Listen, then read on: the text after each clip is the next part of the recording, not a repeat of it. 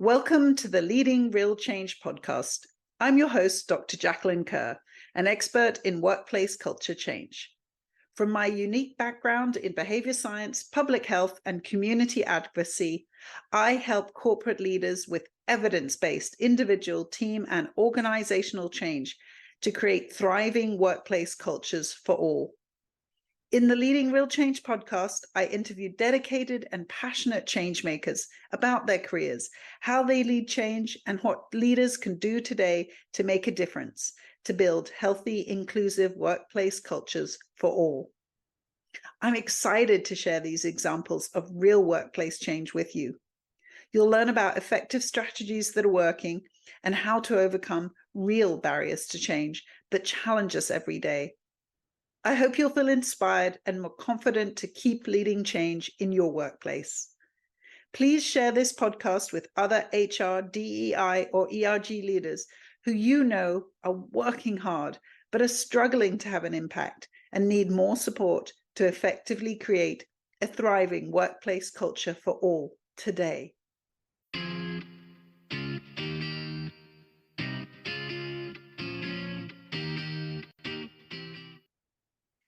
My name is Tony Jamous. I'm the CEO and founder of Oyster.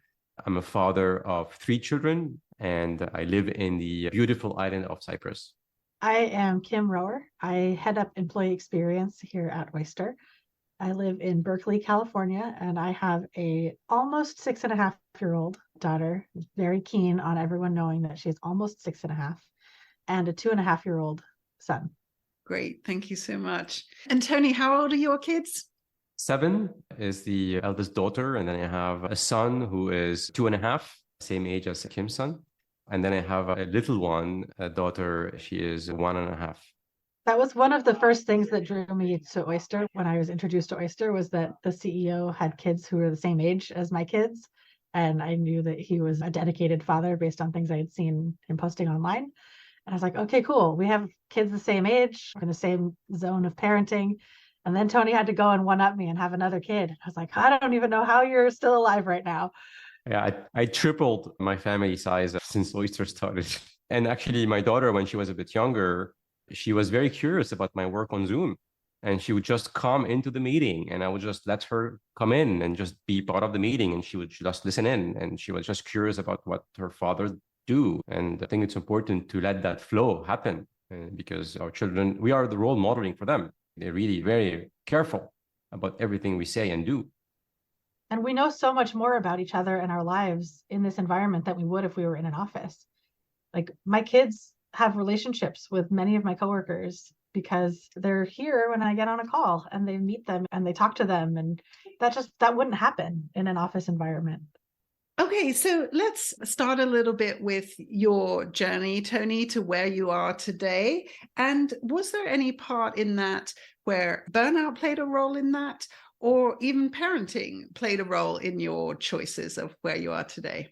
Both actually played a role. Let me start from the beginning, all right? So I was born in Lebanon. I had to leave my country when I was a teenager to seek better economical opportunity. I moved to France, studied computer science, and became a technology entrepreneur. 12 years ago, I started a software company from London and San Francisco that was relatively successful, went public, got acquired. And then in that business, it was extremely intense. It was one of my first role as a technology entrepreneur of hyper growth companies. I burned out multiple times. And the fact that when I was born in Lebanon, I grew up in this civil war context, I have been diagnosed with something called PTSD, post-traumatic stress disorder, that increases your hypervigilance and increases the stress on your body, and it creates also mental health issues. And actually, these symptoms are not compatible with being a CEO of a hypergrowth company. Like, really, it is very destructive formula. So I've suffered quite a bit in my previous business, a number of burnouts. And when I finished that business, I took a 1.5 years off, and I was committed on addressing that mental health challenge that I had with PTSD. And that led me to realize that I needed to, whatever I build as an organization, I needed to build an organization that can support mental health. And then also one of the objectives, I had actually my first daughter during my first company. And I used to travel 50% of my time in a different continent. And when I come back home, I would be working like crazy. And I have missed opportunities to spend time with her at this very early age. And I promised myself that I don't want to do that anymore. If I want to start a new business, I want it to be on my own terms. And these terms are support for my mental health and the ability to be present for my children when they need me. And this is where the whole concept of remote work started. Before the pandemic, I wanted to build an organization, Oyster HR, which is a global employment platform that is really supporting this remote work trend. We're designing an organization that creates flexibility, creates freedom where you want to live, freedom where you need to work. And that was the essence of Oyster, is how can I build a business that works for me? And it turned out it's not only me looking for flexibility and freedom. Everybody is looking for flexibility and freedom. Yes, that's great. And thank you so much for sharing some of the details of that story. And I agree, that is one really important tenet of burnout prevention, is that flexibility and freedom to choose as well. I'm glad that you're designing it into it from the start. And your example shows that's possible. And we'll get into more of those details. Kim, tell us a little bit about your journey as well to joining Oyster. And again, many of us are experiencing burnout. So please tell us if that's been part of your journey. Oh, absolutely. So I spent the first 10 years of my career pre-pandemic. I spent doing kind of your typical VP of people, small startup career path world of building people and culture programming at various small startups. And when I was with the last startup, the very last thing I did there was to take the company remote right when the pandemic hit the Bay Area in March 2020. My last day of work before going on, I was pregnant at the time, so before going on pre-baby maternity leave, the last thing I did was to take the company remote. And then my first day of maternity leave was the first day of lockdown. And suddenly I was home, 36 weeks pregnant with my 3-year-old home from preschool, trying to navigate how and where and when I was going to be giving birth in this new pandemic world we were in. And then 3 weeks after my son was born, I got laid off. And the blessing in that is that I had been feeling burnout in that job. I wasn't sure how I was going to feel about coming back to work in a pandemic after now becoming a mom of 2. And the blessing was that I was able to take my full maternity leave as part of my severance package. I was able to have that time all together with our family when we were forced into quarantine together. If people can look back on April, May, June 2020, those were really scary times in terms of we weren't seeing people. We were all holed up in our homes. And I was struggling enough with the day-to-day burnout of parenting 2 young children in a pandemic environment. We don't have family that lives nearby us. Just being us in our small apartment, trying to get through every day was enough. And I can't imagine having to also deal with the stress and the pressures of work in that time. So in the end, I was grateful to not have to think about work and returning to work in that time. But it was certainly very challenging. What I ultimately decided was that I was going to take a break from in-house people work and go back to consulting, which is something I had been exploring as a side thing for a while. I thought I just need to make my own schedule and do something that works for me and not try to solve everyone's problem in their organization and get a new job and figure that out right now. And I ended up working with and joining an organization called Tend Lab while I was out on my maternity leave unemployment journey, because I really felt like a big reason that I was feeling burnout in a lot of the roles I had been in was because of the challenges for working caregivers, not being able to, even in very flexible work environments, not being able to be there for my family when I needed to because I was commuting an hour away. If my kid needed to get picked up early from school, I was an hour away from them. And often would have panic attacks about, if there's an earthquake, how am I going to get home to my family? I'm all the way across the bridge. Luckily, my husband works close to where the kids are, but I'm so far away. And that was weighing on me all the time. In addition to the lost time of spending 2 hours a day commuting back and forth. So when I had the opportunity to work for an organization that was trying to make things better for working caregivers, I just poured everything I had into that for about a year. And that's how I met you, Jacqueline. It was through that work. And what we learned in that work is that a lot of companies, despite everything we were learning from the pandemic, weren't feeling quite ready to support caregivers in the way that caregivers needed it. The businessy way to say that is we weren't making enough money in trying to do our consultation work and our advocacy work to support ourselves as working moms running this business. I think I told you this story, Tony, but very serendipitously, the same day that my 10 Lab co-founder and I got together and over a handshake and a cup of coffee decided, okay, we both need to find other paid work. That very same day, I got an email from Oyster through the contact form on my consulting website, inviting me to interview for their interim head of people role. I said, okay, universe, like I'm listening. Here's my sign. And I met Tony and I was like, okay, this guy's a working dad in a small but very quickly growing startup who wants to change the way we think about work and create a better workplace that can influence a greater world of work. It's not just about fixing one company. It's about building a company that can teach other companies how to do it right. I was like, this is a really cool opportunity to have that bigger impact. And after about 6 months, we hired my boss, who's the full-time person that I'd been interiming for. And he asked me to stay on and focus just on our employee experience efforts, which is just a total blessing. It's the first time in my career that I've been able to focus on this part of the work that I love so much as a full-time opportunity. Usually it's something that's like a sprinkles on a Sunday. Yeah, that's so important, actually having a very dedicated role to this, because again, when you ask people to do these important roles part-time, then their whole promotion trajectory can be effective. And it's just not the investment that we need to see in these efforts. I think a part of that too is what, Tony, you started with, which is also that intentional design that remote work is possible. And these expectations are for everybody, that we can all fit into this new way of working.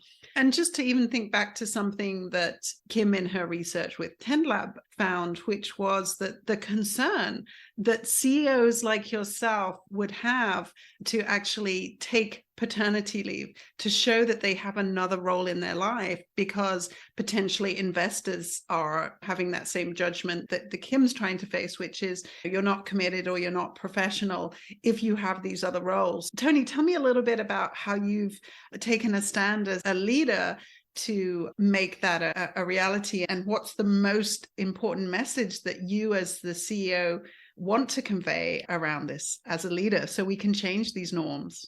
Jacqueline, just to understand better your question, you're talking about the norms that some leaders and investors believe that if you are a caregiver, then maybe you're less serious about your career.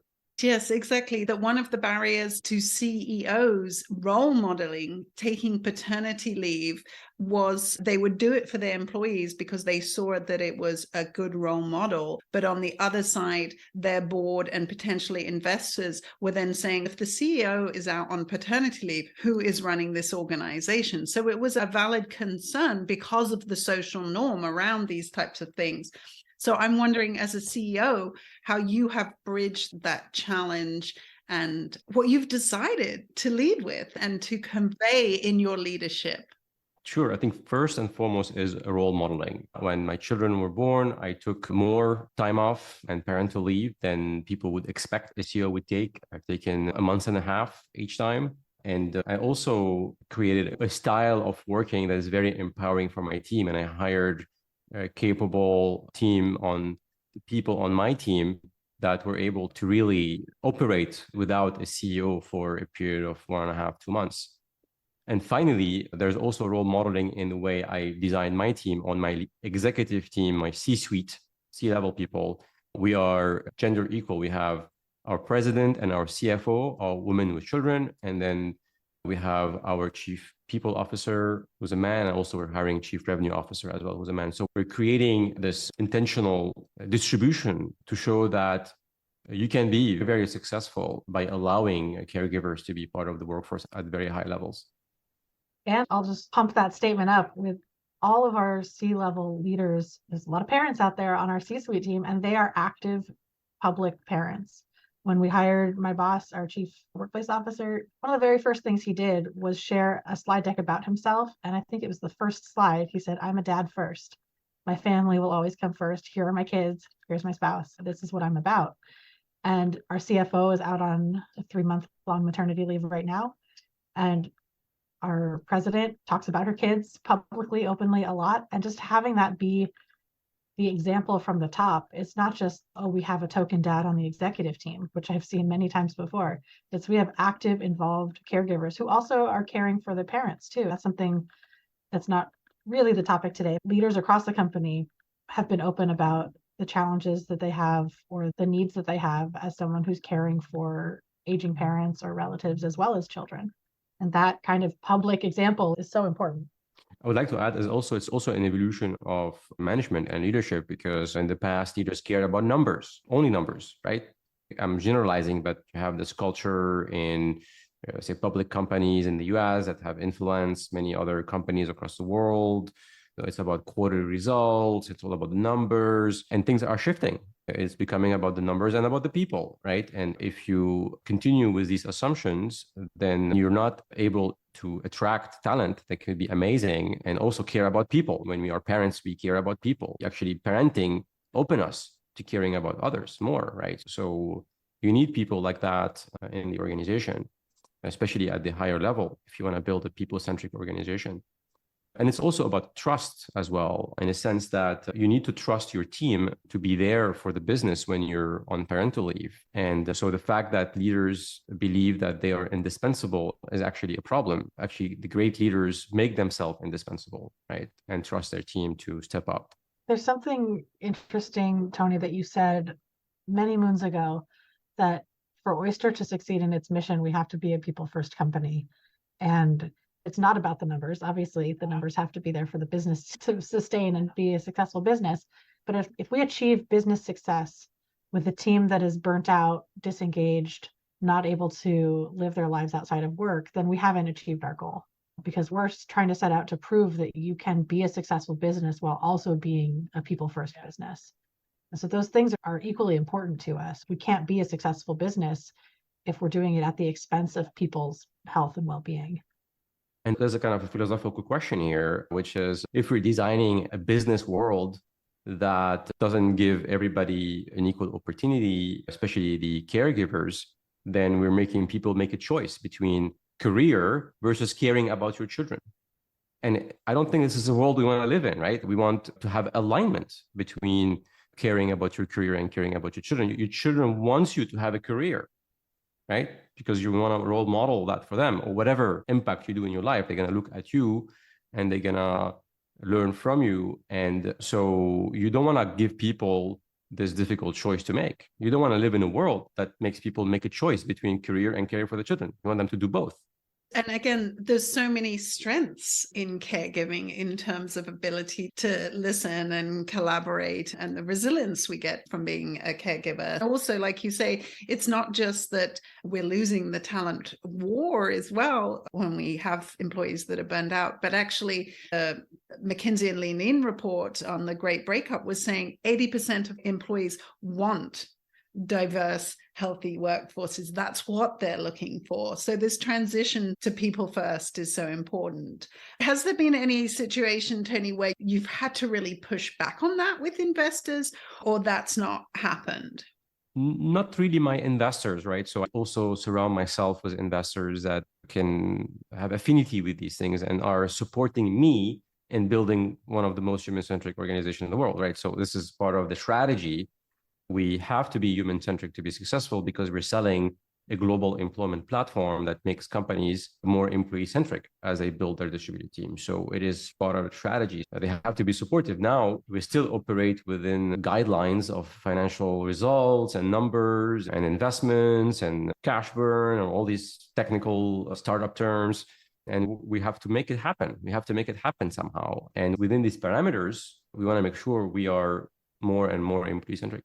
Great. I think that's so important to really show that you're leading with that strategy. And again, that is part of burnout prevention, is that leadership and that vision, and showing that it all aligns. And so I think you have to make that alignment at all levels. So one of the things you talked about was trust, and also a really important condition for mental health in the workplace for diversity, equity, inclusion is psychological safety. And I'm a fan of the Berkeley Egal Center's model of how you create psychological safety. And one of the really important parts of that is for leaders to show vulnerability. So that was something I know we talked about when we met previously. That was something that you were really trying to embody, is vulnerability as a strength. So can you talk to us about that? Because again, it isn't necessarily what we have as a social norm and a stereotype of a male leader even. I want to start with this quote I saw today on LinkedIn from Simon Sinek. He said, great leaders don't tell you they are great leaders, they tell you they are human. And that means, what does it mean to be human? It means that we have strengths and weaknesses, we have vulnerability, we have needs, we are needy, and we are reactive sometimes, and we don't function well in this world that is full of stress and pressures. We're not necessarily designed well for it. That's what it means to be human.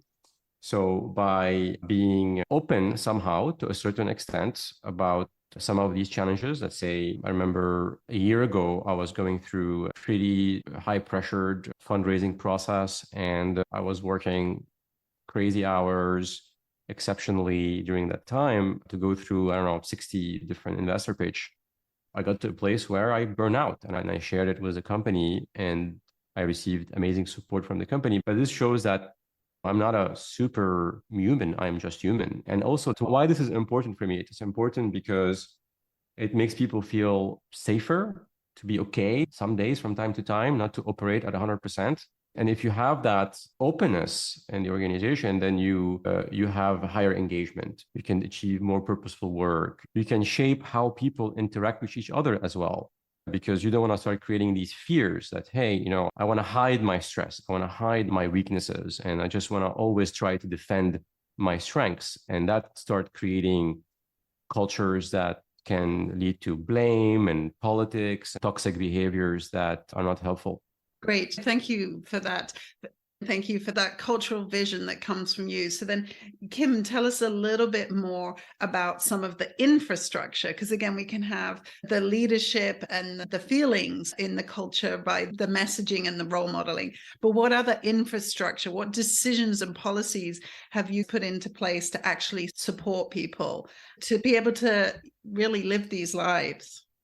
The scaffolding that you provide is so important because, like you said, that's a nice idea. And I'm glad that our CEO feels this way or whatever. But what about me? How do I engage with this personally? That can be a big gap for people to fill on their own. And taking into consideration that people come to a new job in a new company with all sorts of baggage from previous roles, previous bosses, previous life experiences, that they're not going to naturally walk in necessarily with an open heart and trust and confidence and psychological safety. You might have to help them unlearn some fear and learn to trust in what you're building. And one of the ways we do that is by operationalizing, this feels very technical, but like by operationalizing how we normalize mental health.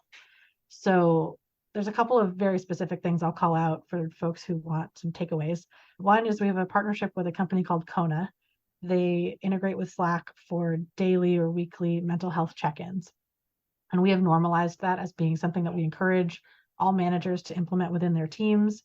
We do like internal analytics and reporting on overall sentiment within the company. Kona is just a fantastic platform. We just released a case study with them. If you want to learn a lot more about that, you can read the case study. But having that be something that our executive leadership team participates in, that individual teams participate in, that's part of our vernacular and part of our operating as a way of being able to check in and say, today's a yellow day, and here's why. Today's a red day for me, and here's why. And it prompts you to follow up with your coworkers who are struggling. And as a manager, it prompts you if someone on your team has been struggling in ways that you might not be able to necessarily have the attention to notice on your own, which is very human, right? And the other thing that we do that I want to call out is our mental health channel on Slack. Because for anyone who's listening to this, who's an HR professional, HR leader, like I was very afraid when one of our employees suggested starting a mental health channel. There are lots of HR specific reasons to be afraid of such a channel, from compliance to potential for discrimination to does that help or harm your desire to create psychological safety. But given our goals as a company in terms of the type of experience we're trying to create for people, I wanted to give it a chance, knowing that I would be in there, folks from my team would be in there to keep an eye on things and make sure that it was living up to the channel's own ideals and not going off the rails, and that people were feeling comfortable and weren't feeling exposed or anything like that. And it has been one of the most remarkable and transformative things I've participated in at any company I've been at. There's a solid, I think like a third of the company is in the channel. And people from all levels, all departments, all demographics participate openly and actively, sharing their daily mental health challenges, their ongoing challenges, their successes, their wins, their support for each other. We're very clear that this is not a place for medical or psychiatric support, that it is a peer support group. And if you need professional help, we offer 4 free therapy sessions per month, plus additional support through our mental health partner, Plum. We partner with them to offer free therapy to our employees, as well as other mindfulness and wellness benefits. But just having a space where you can say in front of your coworkers, I'm not okay today, and have people chime in and say, hey, I'm not either, and here's why, or here's something that I do to ground myself when I'm feeling that way, or I use this deck of quotes to get me inspired every day, and here's the picture of my deck for today. And just sharing things with each other and being really open about those journeys has just created this really special space. And I've had many folks reach out to me and say what an impact it had on them, knowing that there was a place where they could be open and not judged and just be supported. And whether that's Tony posting about something that's challenging for him, or someone sharing something that they're feeling that day, it's such a beautiful way to normalize those experiences. And it's made a huge impact on me. And it may not be right for every organization, but it's certainly right for us. And thank you so much for sharing that. And there's so many parts of that that make sense to me in terms of, again, we don't want to feel alone. Again, that's why I do this podcast. And I'm so grateful when people describe their burnout journeys, because then we're not alone. And as you say, we can learn so much from each other because we're in these similar situations and challenges. It's one of the ways to combat burnout too, is by being in community with others. That can give you the energy to pull through or to take a break. Like sometimes you're feeling so burnt out and you just need someone to say, hey, it sounds like you might just need to take a day or 2 off and get some space for yourself. And giving each other the permission to take care of ourselves is a fantastic way to combat burnout. Because it can be very isolating. So again, permission and perspective as well are so important, and especially when it comes from a peer versus a coach, because that's what coaches can do. But it's so helpful from that peer perspective. And just as you described that data dashboard with Kona, again, when we see these things in front of us, they prompt us to follow up with our colleagues. They help us notice. And those are the things behaviorally that we need. We need prompts and reminders and cues to action, because you're busy doing other parts of your job. They're not on your mind. So again, these are such great, like you say, operationalizations and logistical tools that we need. So thanks for those examples, but also the concern you had from an HR perspective up front, because I think many companies are afraid to admit their potential role in causing burnout. But then if they don't, doesn't mean it's not there. Right. It just means that you're trying to run away from it instead of embracing it and saying, how can we get through this together? Exactly. So those are great examples. So Tony, one of the other challenges that we have is, again, to help with burnout and also to help with employee engagement, we definitely need that vision that you provide. And again, an alignment of values, because some people definitely are experiencing burnout because they don't feel that their work is meaningful and that they have a purpose to go towards. That's not everybody's burnout experience. Like your earlier life burnout experiences was much more around overwork and performance and driven and ambition. And there's people that are experiencing burnout in that way. And that's when a vacation can be the answer. But some people are experiencing burnout because of lack of purpose and meaning in their work. One part of this is that we have these values that, for example, can guide an organization. But again, there's often this disconnect between a mission that a company has and then actually the daily demonstrations of behaviors that make a difference. So, Tony, can you describe some of the ways that you live the values of Oyster and how you do communicate those daily? Yeah, let me talk about the mission, being mission-driven, being purposeful, having a just cause. These are characteristics of any business should have, and many do. However, usually it is not center. And if things get tough, the mission is the first thing that get disregarded in terms of behavior and focus. What we've done at Oyster is we are a mission-driven company first and foremost. We happen to be in HR tech, but first and foremost, we are here to reduce inequality, reverse brain drain by giving people opportunity through remote work all over the world. And we've embedded that in everything we do in the business, from our objectives to the product we build to what we measure. And that gives meaning and purpose to people. And you need to also communicate it. You need to remind people. You need to connect what they do with the impact that you're making. Yeah, again, it's very selfish because also my burnout was linked to the fact that maybe I wasn't doing as meaningful work that I could. And by launching Oyster, I was able to align what I believe in with what I do better. And that gets me out of bed every morning and get me to work to overcome challenges that I wouldn't have enough motivation to do in the past. And I would feel that I have meaning with what I do. And I think it's not only a burnout prevention mechanism, it's a midlife crisis prevention mechanism, because when you look back at your career, usually we do have midlife crisis when we don't find meaning with what we achieved in the past and we start looking for meaning. So leaders have a responsibility to embed that in everything they do. And also, this is not because it's nice, it has direct impact to performance, to level of engagement, to customers buying from you, to retention rates. Like there's all sort of data that shows that mission-aligned and mission-driven organization performs better on every dimension. Exactly. And thank you for those examples. And maybe I'll still prod a little bit, which is we do have all this data showing these benefits, the benefits of mission-driven and more diverse organizations.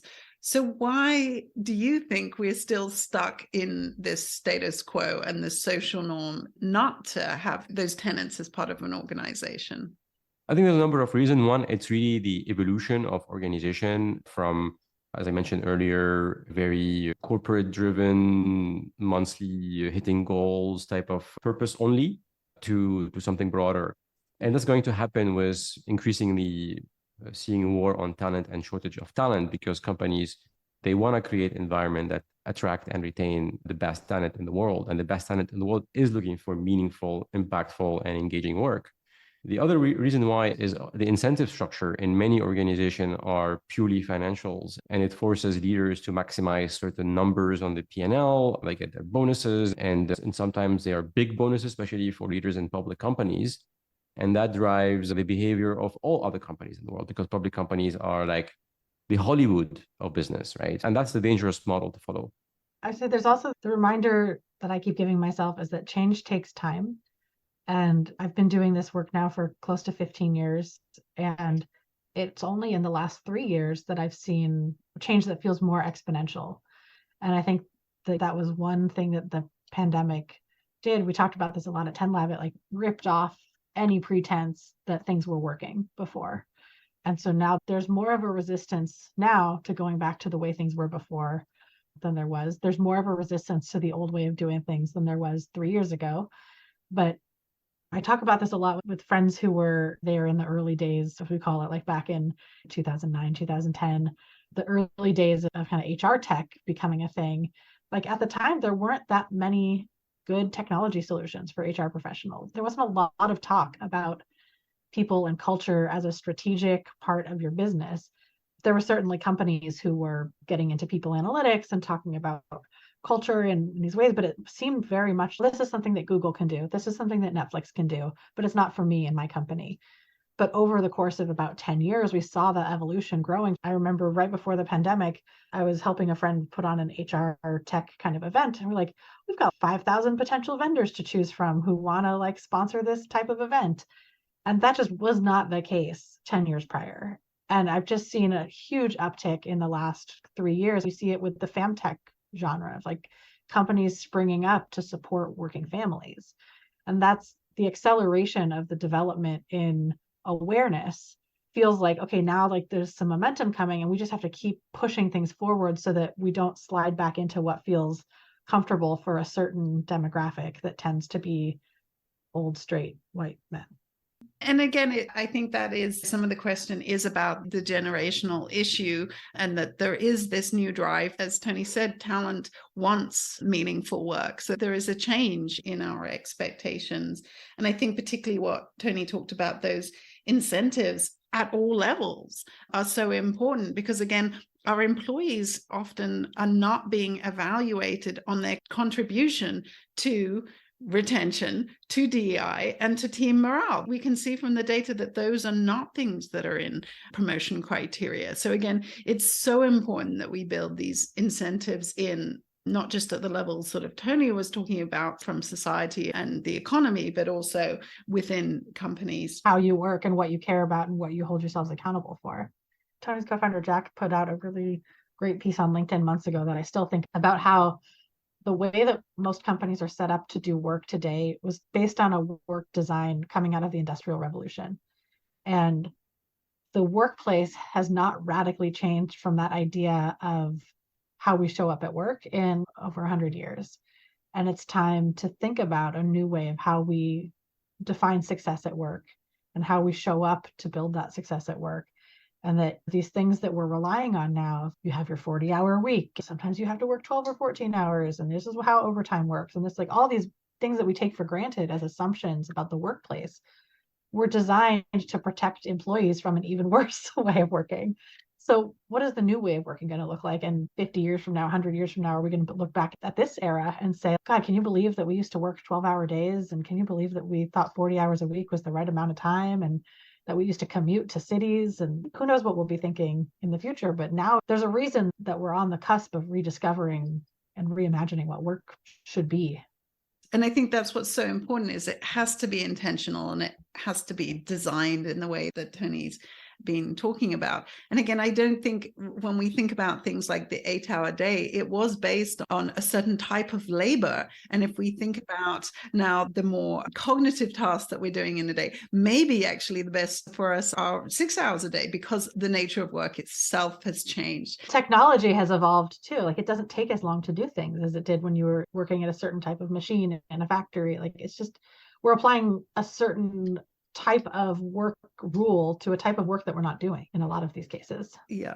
And that's what the Surgeon General said to help prevent burnout. Let's get rid of all the stupid stuff. So that's definitely a step we need to take. Okay, so just then to wrap up, let's look a little bit at the future. What else would you like to achieve? What other improvements do you want to make? What are other optimizations or totally new strategies that you have on both your agendas that you want to be able to work on to keep this change moving, or to also continue your role as a leader in this space? Something that I'm really interested in exploring with Oyster and in the world is the idea of the nonlinear workday. And that people who are doing largely knowledge work, obviously this doesn't apply to something where you have to have certain hours of presence in your shift, but in general, the knowledge working population, we should be encouraging people to work when it is most productive for them, rather than saying you work remotely, but you still have to work from 9 to 6 and take your lunch break at this time. Unless there is a specific reason why you need to be working at a specific time, we should give people the freedom to contribute when it makes the most sense for them, and design their workday around the lifestyle and the work style that works for them the best. And I think there's a lot of room for growth in this, even in fields like customer support or IT or like DevOps, and like fields where there is generally considered to be a schedule and uptime. In my perspective, there's no reason that you shouldn't be able to schedule your shift in 3-hour chunks throughout your day or 4-hour chunks throughout the day, and take that 2-hour lunch break to go on a hike or to take a nap, do what you need to do in your personal life. This idea has been completely life-changing for me at Oyster as I work my work schedule around my family obligations and also my personal, just the way my own brain works and when I'm most productive. And if I know I need to do creative work, knowing that like that might mean that I'm going to work late at night after the kids go to bed when things are quiet, rather than saying, okay, I need to finish this work by 5 p.m. And so at 2 o'clock, it's creative time. And now it's time to use my brain in that way, because I just don't work like that. And so that's been completely life-changing for me, thinking of my day, my work day non-linearly. And I'm going on this personal mission now to see how far I can push that with everyone at work. And I think that's what they found in the book, How the Future Works, with Helen Cupp, who I've also interviewed, is the flexibility in the time is way more important than any other part of flexibility. Yeah. So Tony, lead us to the end here with your continued vision. So I would summarize that as, in the future, I believe that work will adapt to your lifestyle. So your work style supports your lifestyle. You'll be able to design, this is the lifestyle I want to have. This is the amount of hours I want to give. This is when I want to work, when I want to stop working. This is the locations I want to work from. So you put that input and then the work adapts to your lifestyle and supports your lifestyle. I think we are at the beginning of this trend of freedom and flexibility. We're going to have more freedom and more flexibility in the future. And there's so many creative ways to get people to be highly productive and do meaningful work as you evolve the way you're working. And this is really, as Kim was saying, it is crazy today that in my previous business, I had to travel 50% of my time changing continent from San Francisco to London to do internal meetings. Just internal meetings. Like this is, when I looked at my CO2 emissions, 95% of my CO2 emissions were air travel. Whatever I do, I can go plant-based, I can stop using transportation, I can maybe buy an electrical car. It doesn't matter. 95% was air travel. This is like, we are at the beginning. But we just assumed, right? Like we didn't even question it. We just assumed this is the way it has to be. We assumed, and we have to change that chip. And the chip has changed. And now it's really about experimentation, evolving these models. It's not all figured out yet. But I don't know if you feel this, Tony, but we don't always do it right at Oyster. Sometimes we default to synchronous communication and pulling each other into meetings when we don't need to. But when it works, when you pass the baton to your coworker in another time zone and they pick up the project, and when you wake up in the morning, it's moved forward and you can pick it up and you get into this asynchronous flow, it feels like magic. It feels like you're in the future. How do we unlock more of this? How do we make this the default for not just us at Oyster, but for everybody? Yeah, and I don't want to create even more buzz for generative AI, but here you go. I feel that AI is going to totally augment and transform what we do. I go on these platforms and I say, hey, I have a board meeting. Please give me tips to manage my board. And boom, like, why do you need a CEO? CEO, you don't need a CEO. I can go have more babies. But I want to finish with this idea of globally distributed organizations. Also, is going to be the future where, like at Oyster, we are in 80 countries. We have people from 110 nationalities. We are totally blind to which country we hire from. And it created a planetary level diversity. And it's beautiful. It is so fun, so engaging, and so impactful for the business because we get all these point of views and value add from everybody around the world. And the sun never sets on Oyster. And to that point about, that's a great soundbite there, Tony, because one of the things we talk about with how we make this work is our concept of follow the sun. And the sun never sets on Oyster, but that doesn't mean the sun never sets on you in your life. And your work needs to follow the sun so that you can turn off and know that the sun is rising somewhere else and there's always going to be something to do. But that makes us have to combat the burnout even more because, yeah, the sun is always rising at Oyster, but you got to go to bed. Jacqueline, I don't know any company that has such a creative employee experience person. Perfect. So that's why we have branded t-shirts and mugs about follow the sun. Thank you for this conversation.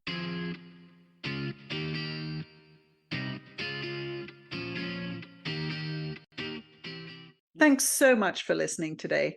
I hope the podcast brings you fresh ideas, renewed confidence, and energy to keep leading change. If you need a partner in these efforts, I can help you effectively build a thriving workplace culture for all. I'll help you overcome the real barriers to change you face every day and help you lead real change with evidence-based solutions. In particular, I want to work with passionate leaders who have tried and failed. Because I know you have what it takes, and your experience will help you clearly recognize the difference I can make. For a free consultation today, please visit my website at www.leading-real-change.com. That's www.leadingrealchange.com.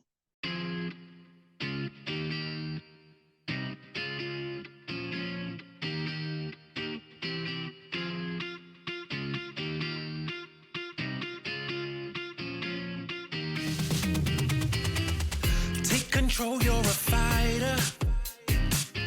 Push the limits and see it, you're already there. Told you we going higher.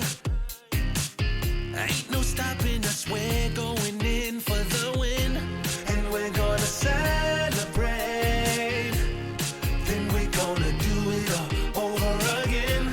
And we're gonna rock this place. 'Cause